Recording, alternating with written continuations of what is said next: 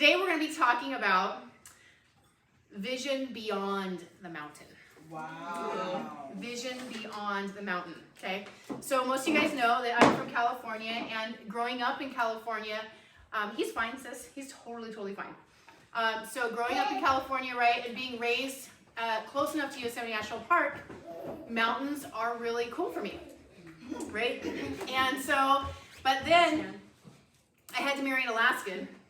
So what I thought were cool mountains, like he just upped the ante, right? And so, anyways, so in Alaska, there's a mountain called Denali, okay? And this is where Denali lies, and Denali is the highest mountain peak in North America.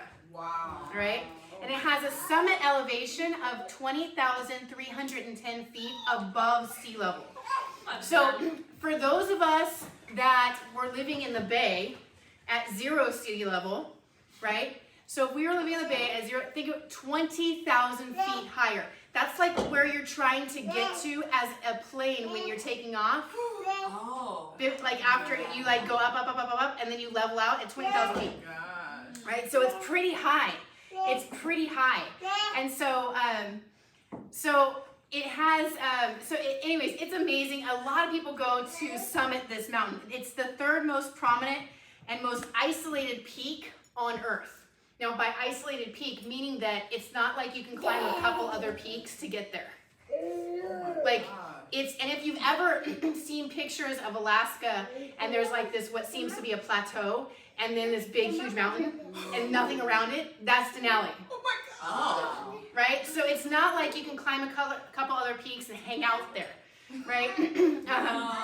So it's the third most isolated peak on Earth, right? After Mount Everest in Nepal in the Himalayas and the Aconcagua in Argentina. Okay? So, fun fact, 24,000 people have attempted to summit Denali. Only 52% have been successful. Wow. Right? So reaching the top of it, so the actual summit, meaning that they went partway and then came down. Could you imagine the disappointment? Yeah. Like getting partway up, but then having to go back down, right? Now, some people, some of the mountaineers, that's actually what they do in order to adjust due to the elevation, right? For the altitude sickness, okay? So they'll go up, come down a little way, go back, you know what I'm saying? So anyways, or they'll see like, okay, this is how far I can get, knowing they may not reach the top, and then going down, right? And so it's really cool because mountains give us this incredible vision, right? So many of us have so many mountains that we actually want to climb, right? Figurative, right? Yeah. So, but why do people want to climb mountains? Please tell me, sir. Please tell us, right? Well, think about this. So I remember the first time I climbed Yosemite National Falls. Yosemite Falls in Yosemite National Park. It does not compare to Denali at all. Denali is 20,000 feet. Yosemite Falls is 3,500 feet. Okay? Oh, wow. It's like 1/7. Okay? But so here's what was really cool is going up Yosemite Falls, it was exhilarating. It was incredible. It was awesome. When I finally got there, I felt so proud that I had accomplished something. Right? And I had pushed my body for 4 hours to make it to the top of this. Wow. Right? And it's awesome. zigzag, back and forth, right? And I did this, I think, when I was like 16 or 17 years old. Whoa. Right? And I did it by myself. Oh my gosh. And I didn't have anybody, and it seems like this amazing thing, but guys, like, people just go up these waterfalls. Like, they just climb. It's like no big deal. Like Yosemite, Upper Yosemite Falls, people are like, okay, right? But for me at that time, I wanted to do it because I wanted to climb that mountain, if you will, not because I wanted to prove anything to anybody, but because I wanted to see what kind of character I had at the end. Wow. I wanted to know that I would push myself, right? I wanted to know that I would get up there. And not just that, it wasn't even about the falls, right? It wasn't even about the falls. And so this is why so many people climb mountains. Because when you get to the top, you've conquered something, right? And it's not the mountain that you conquered, it's yourself. Wow. You've conquered yourself that day, right? Wow. I conquered that day my doubt that I could push myself that hard with no coach telling me anything, with no glory at the end, with no cheering squad, with no championship, anything, no trophies, no awards, just me, right? There were several times that I wanted to quit. Several times that I was like, like trying to suck in air. I was like, I'm dying, right? But I didn't quit, and we can feel that way in our life. There's several times where we want to quit, right? But I didn't, because I wanted to see what the view looked like from way up there. I genuinely wanted to see, like, I saw pictures of the falls, and I saw at the top of the falls there's backcountry, right? So I could see a picture of the falls, and I could see a picture of the backcountry, but I could never see them together. But when I got up there, I could see both, because I was there.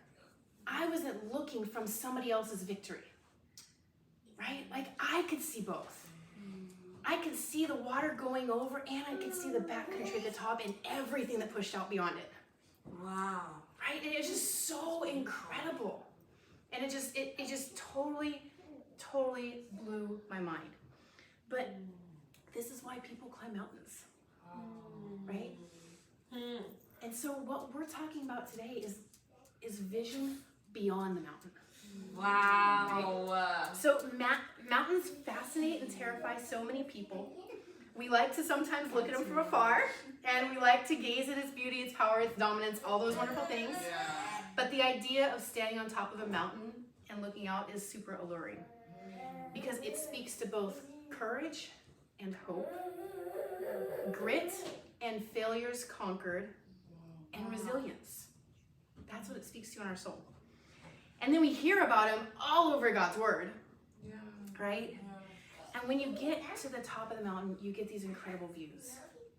You get views that you can see. You get also a bunch of other mountains, right? And it's like, so it can be inspiring, and yet, wait, what just happened? Right? You know what I mean? And it's crazy, because this is actually why so few like to actually climb mountains. We love the idea, but so few will actually go climb a mountain, because it either takes too much work, or, and this is the focus of our lesson, or the mountain itself was our goal, and so it left us without further vision for our lives. Just more mountains. And if you see it like that, you can get so defeated so quickly, right? And so today, what I want us to consider is to focus not on the mountain as the goal, but what is beyond the mountain is what should be our goal and our driving force. Wow, come on, sis. Right? We have tons of mountains in our lives. Tons of mountains. For some of us, it's the mountain of finishing school. Others, it might be the mountain of getting out of debt. Others, it could be the mountain of getting married, or even others, it could be the mountain of our marriage. But all these things have one thing in common that we're all trying to overcome. It's the mountain of our character. School takes discipline. Getting out of debt takes self-control. Getting married takes trust in God. Being married takes a whole book on character building, right? From selfishness to trust to love, there's a mountain of our past in order to even have great emotional and physical intimacy in our walk with God, in our marriages, in our relationships with other sisters, even in the relationships with other brothers. Whatever our mountain is, it's not the mountain itself that you're actually trying to conquer. And once you start to see that, it's going to be so epic for you. What we're actually trying to conquer is the character that it takes to get there.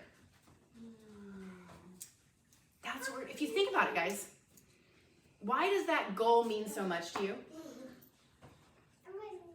that goal mean so much to you, right? For me, getting out of debt doesn't mean financial freedom. It means I finally developed the character to be disciplined enough, to honor God enough, to be a good steward with what he's given me. Does that make sense? It means that not only that, but it means that I trusted God such that he opened doors that I didn't recover that debt. He did somehow. Right? It means so much more than just financial freedom. Right? So, how many of you have conquered a mountain in your life, but then you were left still wanting? Right? You had a goal. You thought that the new job or the career, the relationship, the roommate, or even, dare I say, you thought that your salvation was a mountain that you conquered. But even in that, you were left wanting something more and still feeling empty. Because for you, maybe it was like, I got baptized, we're good. Right? Like, I finally made it to baptism. And then what happens, like, the next day or the week? Right? All of a sudden, you're falling away because you're like, I thought that! Wait, what's going on? You know? And all this hardship happens, right? When we are, even sometimes we're left feeling empty because very quickly we can go back to a worldly point of view. Right? So maybe some of you guys are in this place right now. So what mountains are in your life? Right? What mountains? Now think about what goals. What goals are in your life? Right? In Luke 13:32, Jesus tells his disciples that he will in fact reach his goal. Luke 13:32. He says, tell that fox, right? That today I will go here and in 3 days' time I will reach my goal. Right? But what was his goal? Was his goal to get to Jerusalem? What was his goal? Well, if we know the story of the Gospels, getting to Jerusalem was not his goal, right? And so many of us get our goals confused with our mountains. So what was Jesus' goal in Hebrews 12:2, right? 12:2 says, Hebrews 12:2, for the joy set before him, he endured the cross, scorning its shame, and sat down at the right hand of the throne of God. Did you catch it? His goal was sitting down at the right hand of God. His goal was not the cross. The cross was his mountain. And if we think about it, we should have hearts as disciples that replicate this. Right? What drove Jesus was being with God. That is what gave him great joy. He conquered his mountain because he had a vision beyond it. Think about that. If his vision was only and alone the cross, my only vision in life is to die a gruesome death. I think about Amanda Miller, who's like, Kingdom Dream is to be a martyr. But why? Because she's inspired by people like Stephen, where Jesus, the only time Jesus is standing up off of his seat in heaven, applauding anybody, is Stephen. Right? Stephen wanted to go be with God. Right? And so her dream isn't just to be a martyr, but it's in her life and her death. It is of great honor to her God, such that she could be with him and be a co-heir with Christ on that throne. Right? So the cross was his mountain. Separation from God was also his mountain when he took all that sin on. The pain that he endured physically and emotionally, those were also steps up his mountain. Think about the pain for you to get to your goal. Or is it only getting you to a mountain? But he didn't conquer his mountain because he was focused on the mountain. He conquered his mountain because it was on his way to the goal.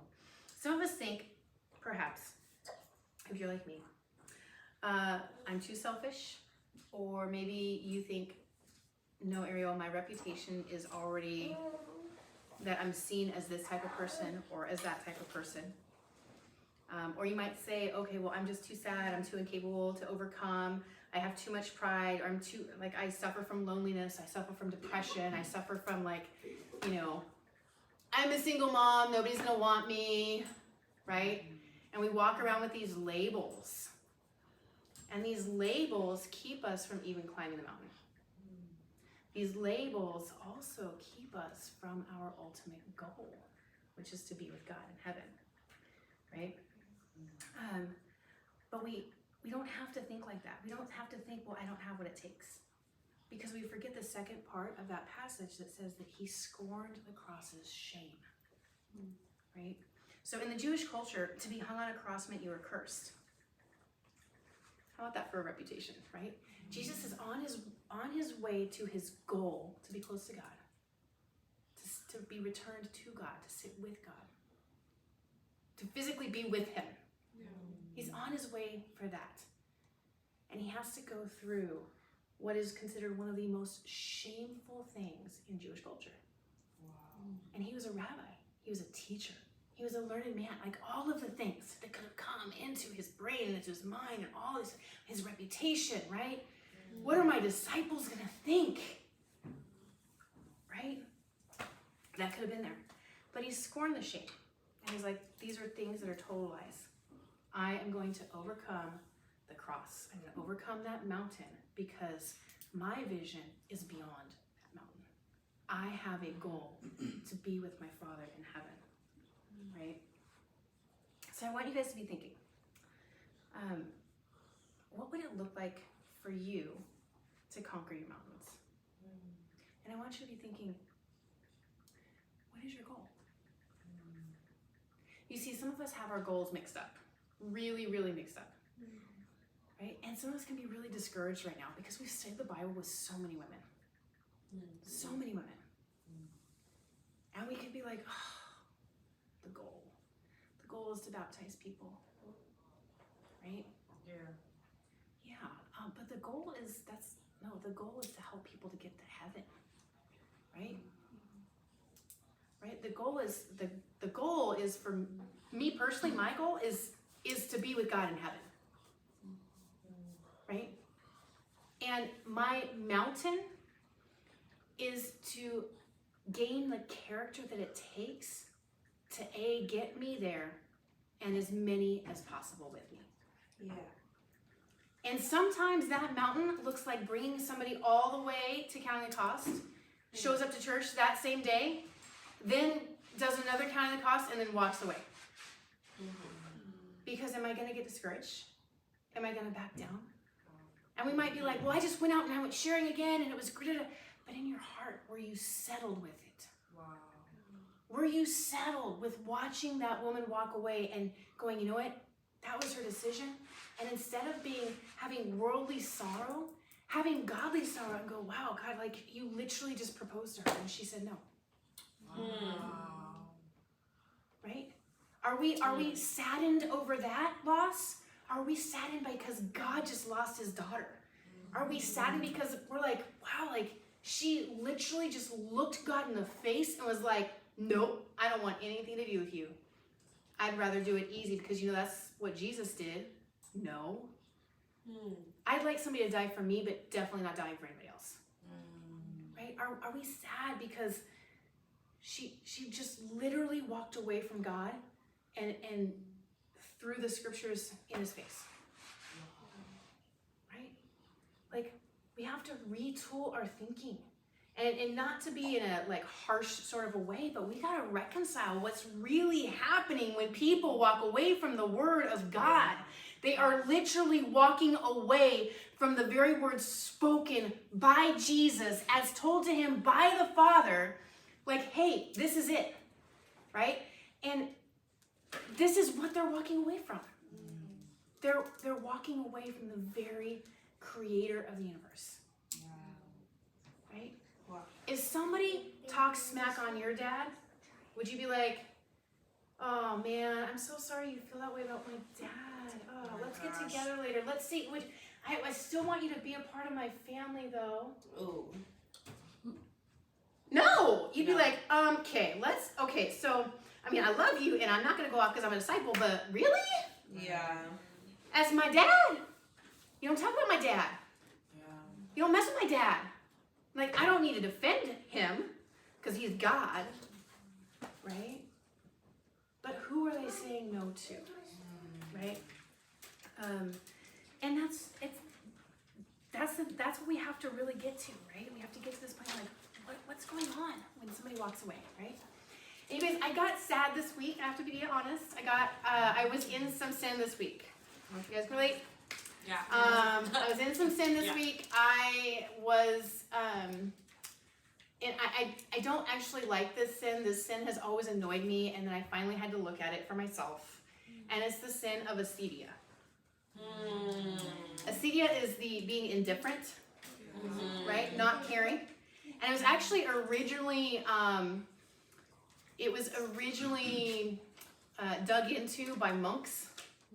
And it was actually, the sin of acedia was, it's a sin that you, especially in the religious community, that you are, that you don't want to engage and have an indifference towards what God has planned for you in your life in regard to doing ministry. And it's crazy. And so it's like, I was literally like, gosh, should I be doing this? I need to find a job. Like, I need to find a job. Is ministry for me? Like, I totally went there, guys. I'm like, is ministry for me? And it's crazy. And so I was just like, I don't like this sin because of my pride. I don't like that I had that sin this week of where I'm just like, okay, there's an indifference, a lack of care, and not really wanting what God has given me as a lifestyle. Wow. Right? Okay? Yeah. So maybe you guys can relate to Relatable. that explanation a little bit better. Yeah. But that really struck me, and I was like, you know? But then I got super emotional about it. I didn't realize it because I'm a red, so I don't always realize it right away.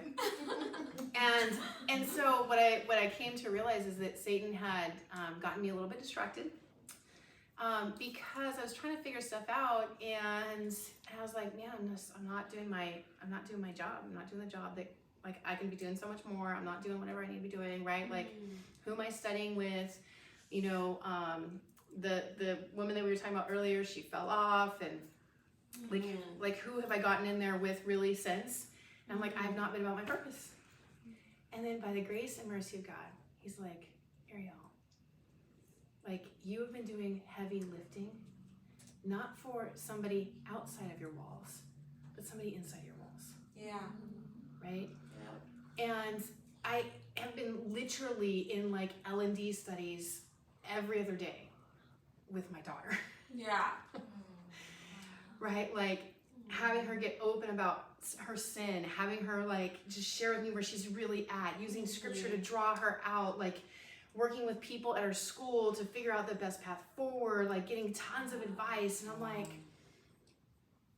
oh my gosh, like, I didn't give up. Like, and it wasn't that I was indifferent. Like, I just was working with my current ministry in my house. I didn't even realize it. And guys, sometimes what happens is when we get into these places where what we thought was the next step or the next reward or that next goal or success, right? We miss the other successes that God is actually using to build our character. Wow. Right? And so I want you to think about these things, right? Like, as you're thinking through, like, what are my goals? Well, my goal really should be just to be with God in heaven. Okay, well, what are my mountains? Right? What are the things that I have to climb in order to be with God in heaven and to get as many people there as possible? Right? Like, here's the cool thing. We all die today, we go to heaven. Yay! Right? Yay us, right? But I know that our heart is to bring as many people as possible. Yeah. Right? But if we're going to be punching above our weight class, right? We're not just going to study the Bible with anybody and be like, oh, sweet, you said yes to Jesus. Let's go. Water, here we go. No. Right? That is, we're not going to build that way, right? Yeah. So what are the mountains? What are your mountains? These are not your goals. Baptizing somebody is not our goal. Matthew 28, right? 18 through 20 says what? That we need to go and make disciples.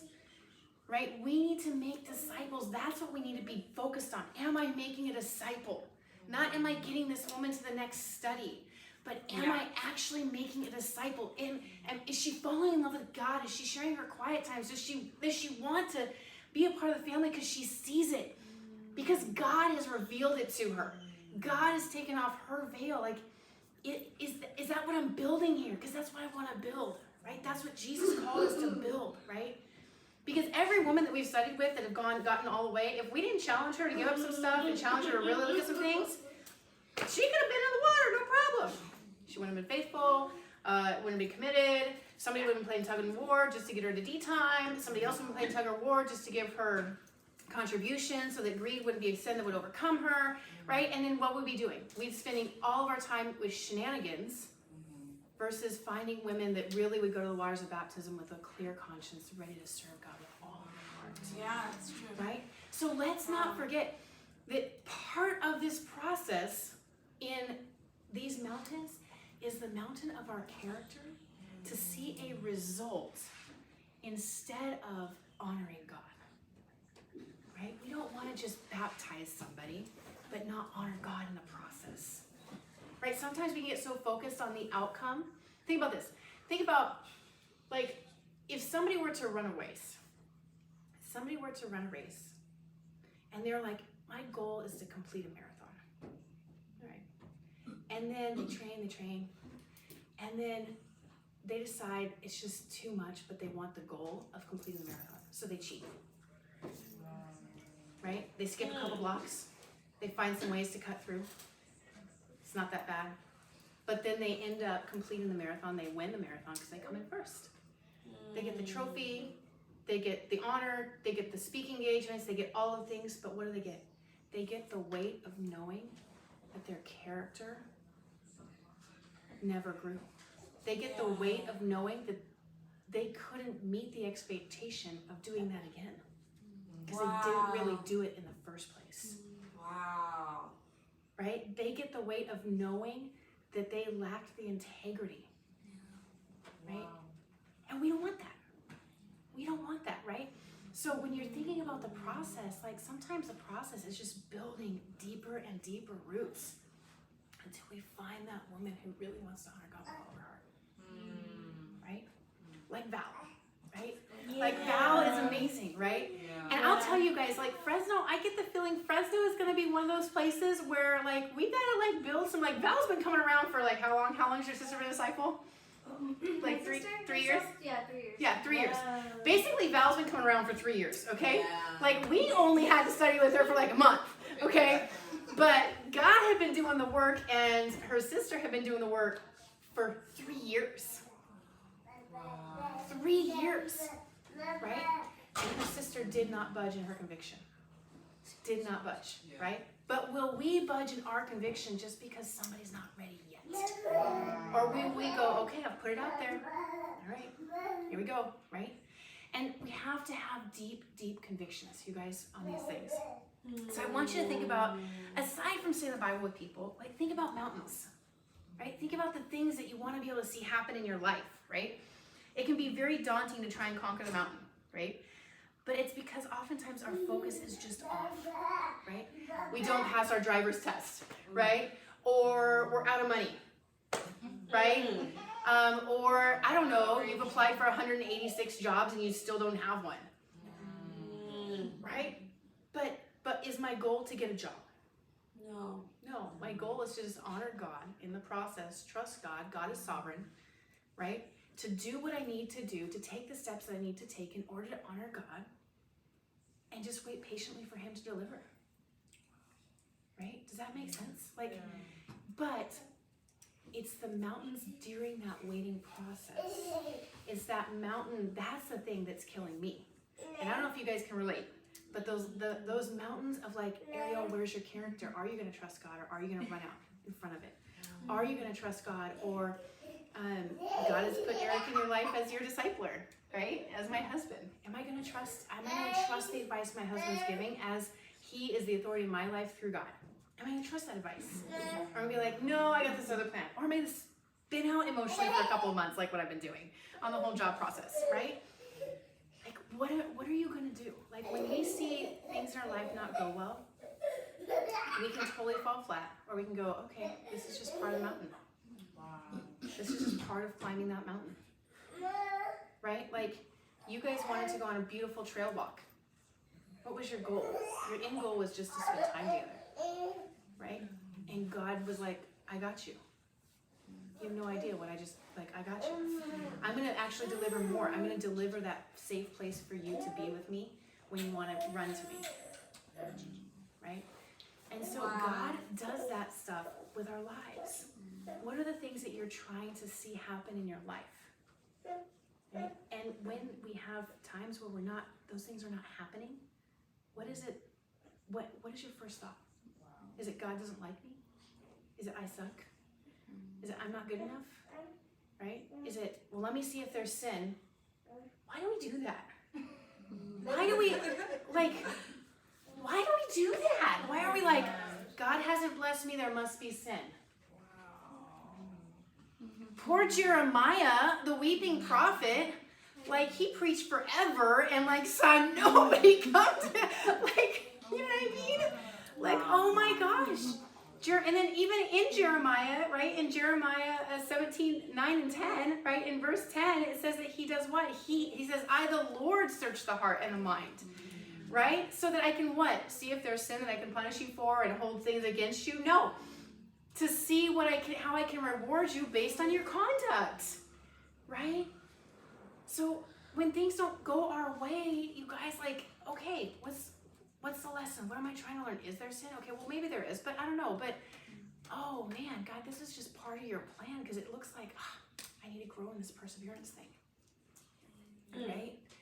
I need to grow in my options. I need to grow in thinking outside the box, right? I need to grow in how I'm looking at life. I'm looking at it through a worldly lens, or am I looking at it through a spiritual lens, right? So sometimes it's not like I've got sin in my life, so God hates me. Like, right? Think about the prodigal son. He had a ton of sin in his life, and God was like, finally you get it. Here, come here. You know what I mean? So it's incredible, guys. Like, I want us to retool our vision, right? I don't want us to make people getting baptized our goal, right? Does that make sense? Yes, we do want to baptize people. We do want to see people saved. But let's make disciples in the process, right? Because that's our call. Yeah. And when we see somebody that chooses not to become a baptized disciple in the end, right? What did we do? Right? So how do we change our thinking? Well, one, we focus on the small wins. You celebrate the small wins. Well, what happened? What happened was I shared the full gospel message with this woman. She got the full gospel message, right? And I honored God along the way. That's incredible, right? There's one more woman out there who's sharing about us, whether she likes us or not, and spreading the truth about Jesus, whether she likes us or not, right? Who knows? Maybe somebody will be like, hey, actually, who is this? I've actually seen some good I actually have a cousin who lives in another state who actually became a disciple in this church. Da, da, da, da. You know, it happens all the time. Right? Like, you just never know. But focus on the small wins. Right? I think about, like, not passing your driver's test. Right? If you don't pass your driver's test, what was a small win? Was it now you have more practice under your belt?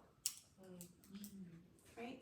If you blew it in your finances, what was the small win? I got open about it this time instead of hiding it. Right? I was walking in the light instead of hiding it. Right? Right? We have to focus on these things. We have to understand the purpose of the mountain. Sometimes the purpose of the mountain is all about us, and it's not about right? It's not even about what we think our goal is, right? In Proverbs 19:21, it says, many are the plans in a person's heart, but it's the Lord's purpose that prevails.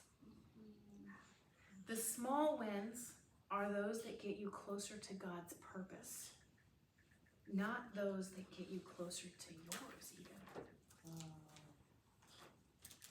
Right? Like the Lord's purpose will always prevail. Right? Think about all those times you're like, well, I was going to take this route to this thing, and then I didn't take this route, and hey, lo and behold, there was a major accident. Or lo and behold, I met this person who was open who ended up becoming a disciple instead, right? Like, you make your plans, but the Lord's purpose will always prevail, right? Always, always, always, right? So maybe your goals and your mountains got distorted this week. Anybody?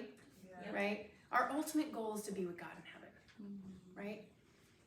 Getting your license is a mountain, right? Baptizing somebody, that's a mountain. That's just a mountain.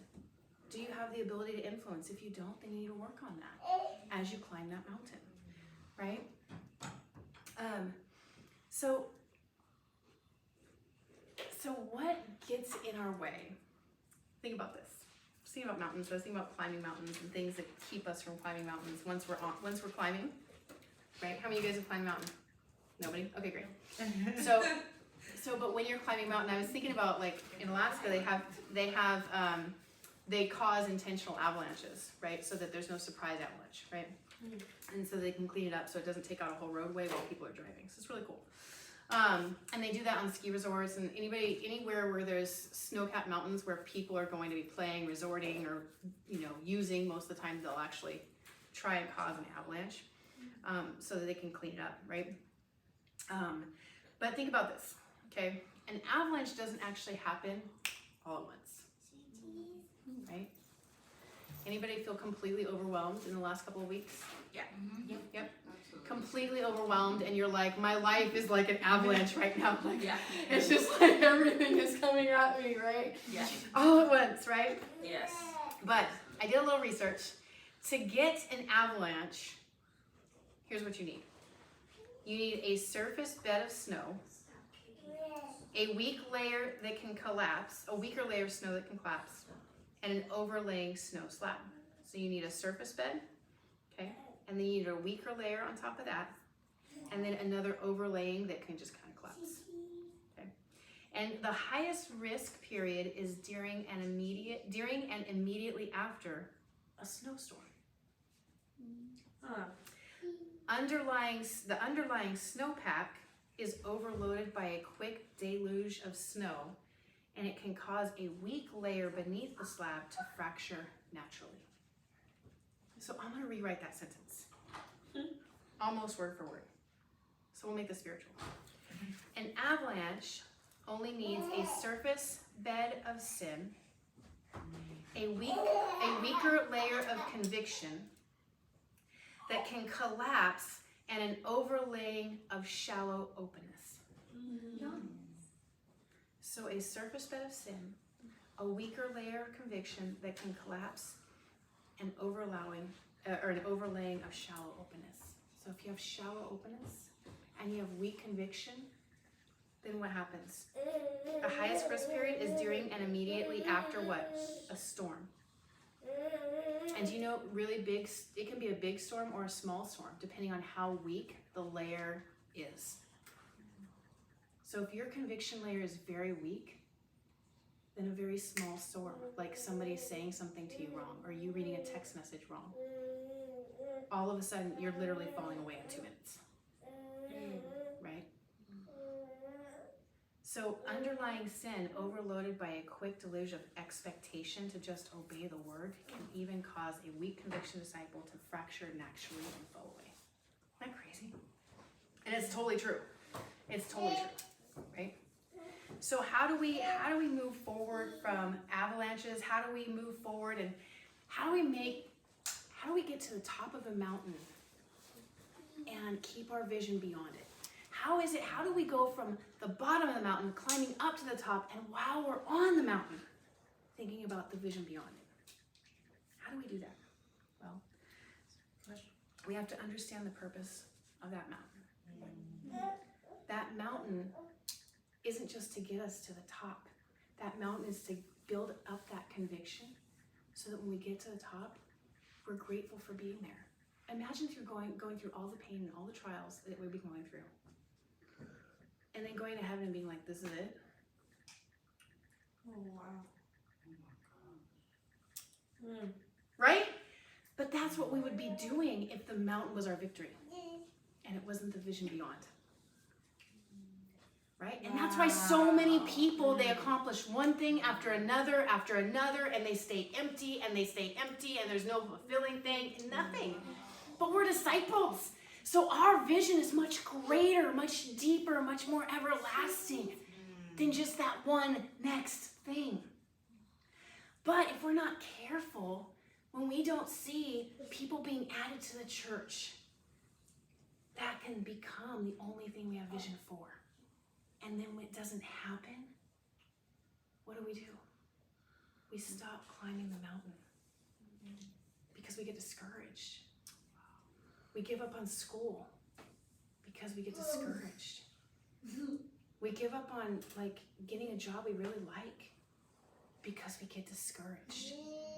We just stop climbing the mountain altogether because that was our goal, right? We lose total vision for our life. Right? And so we don't want to be those people, right? We do not want to be those people. Not at all. So the other way, we have to understand the purpose of the mountain. Right? The purpose of the mountain is it's steps to get us to see that vision and to be grateful for it. Right? It builds the character that we need in order to get as many people there too, with that same heart. Right? And the other thing is we've got to keep the goal in mind. We've got to keep Christ in mind. And not just Jesus on the cross. For some people, I'm just going to say, for some people, Jesus on the cross really inspires them. That doesn't inspire me, guys. I hate to say it. I know it sounds like blasphemy. But Jesus, risen from the dead, going through all of that, now in heaven, right?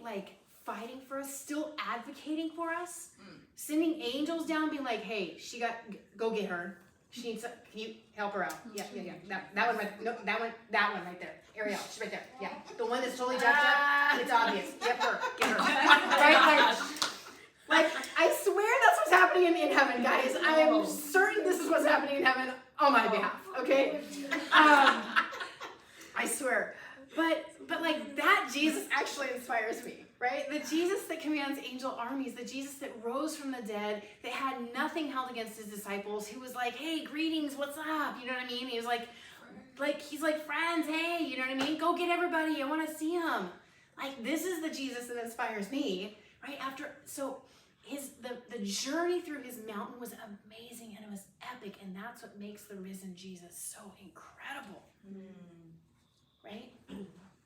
And the same goes for us. The same goes for you. It's the journey up that mountain that is what makes the Farron of today so epic. Because I've seen Farron of the not today, right? And it's incredible to see the transformation, right? Just the transformation in Shai in the last 2 months has been epic. Right? To see she's like, I'm committed to coming to church. I am not committed to trusting anybody. Right? And now she's like, you're my family. Yeah. Game on. And it's just it gives me chills. She's like, yeah. You know what I mean? And I love it. She gets up here, she's super vulnerable, and it's just so cool. Yeah. I'm so inspired by that, right? Because she had to journey up her mountain because why? Her vision past the mountain was so much more, right? Her thought process for God, to be with God, right? It is just so much greater, right? And so, right, what is your vision beyond the mountain? What does it look like for you to overcome whatever, right? 1 Corinthians 2:9. No, it says, however, as it is written, no eye has seen, no ear has heard, and what no human mind has conceived, the things God has prepared for those who love him. In Psalm 73:25 it says, whom have I in heaven but you? And earth has nothing I desire beside you. This is incredible. This is the vision beyond whatever mountain we're facing, guys. Yeah. Whatever mountains you have in your life, those are not your goals. That's just a mountain. Finishing school, it's a mountain. It's a testament to your character, right? Like figuring out how to drive at night, right? It's a testament, honestly, but it's a testament to courage. It's a testament to having, taking the time to train. It's a testament to humility, to have somebody go with you because you're like, I want to make sure I can do this well and safely, right? That's a testament to character, not just a skill, right? It's just so, like, God has so much more planned for us than what we can even imagine. God has a vision for your life. He looks beyond the mountains. In Jeremiah 29:11, he tells us that he has plans for us. He plans to prosper us, not to harm us. Plans to give us hope and a future. In Ezekiel 36:26, he tells us that he will put a new spirit in us and give us a heart of flesh instead of a heart of stone. And on top of that, here's what's so cool. In that same passage, it says that he will cause us to follow his ways. So not only will he give us the power to do it, he will cause us to do it. He's like, I am going to push you out there, or I'm going to create an avalanche in your life so that you have to dig out, so that you can build the muscles that it takes to handle that next load that you've actually been asking me for anyways. But you couldn't take that next load until I actually gave an avalanche in your life and you actually had the skills to dig out, right? Like, it's incredible. It's so, so cool. So God has so many incredible things prepared for us, you guys. And I want to share this last scripture with you. It's in Job, and I can't remember the passage exactly, but I'll find it for you. But it says, my days have passed, my plans are shattered, yet the desires of my heart turn night into day. In the face of darkness, light is near. Ooh. I will read it again. My days have passed, my plans are shattered, yet the desires of my heart turn night into day. In the face of the darkness, light is near. Right? Like, this is what we need to see. This is the vision beyond the mountain. Again, the mountains are just the challenges that we're going to face to build our character. So that when we see past it, when we get to the top and we can see past it, what we're really looking forward to is being with God and whoever else we are able to take with us. Amen? So let's look past our mountains and just look to God. Let's not let these goals, these temporal goals get in the way, because that's not our goal in the end. Amen?